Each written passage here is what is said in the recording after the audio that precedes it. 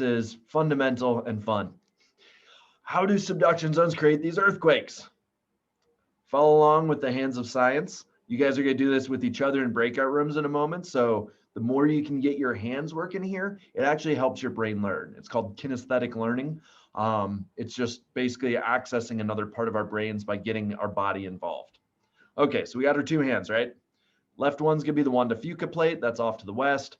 Right one's going to be the North American plate. That's off to the east. I'm facing north, whatever. Juan de Fuca, North America. They're coming together. But of course, once they collide, we all know that the denser oceanic plate's going to go under. That's subduction. Simple, right? No, we're going to complicate it.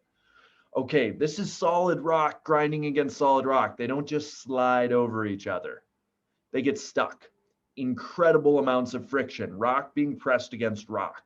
So what I'm going to do is take my fingertips in North America.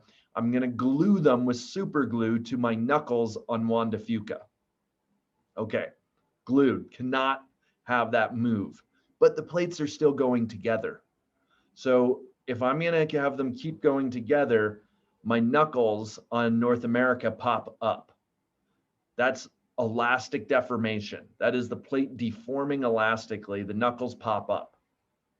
Okay, so if you're looking at my slide that I'm showing where it says oceanic plate, continental plate, bulge, the bulge is my knuckles popping up. The Oregon coast is rising every day by a little itty bitty bit, but it is rising. That's the bulge.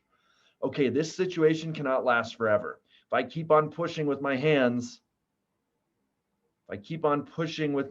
eventually it fails. And when it fails, two things happen really quickly. I'm going to do this in slow motion. Watch my knuckles. They actually go down. So the bulge drops. Where it says subsidence, that's fancy geology talk for something going down. The Oregon coast is going to drop by a couple meters. At the same time, look what's happening to my fingertips that were glued. The leading edge of North America, glued, snaps up. So not only does it go up, there's a lot of water that it's kicking. Think if your legs are in a bathtub and you kick really hard underwater in the bathtub, you're going to make a wave. That's the tsunami right there. It's the fingertips pushing the water up and creating a tsunami. Whew. All right. Questions on that?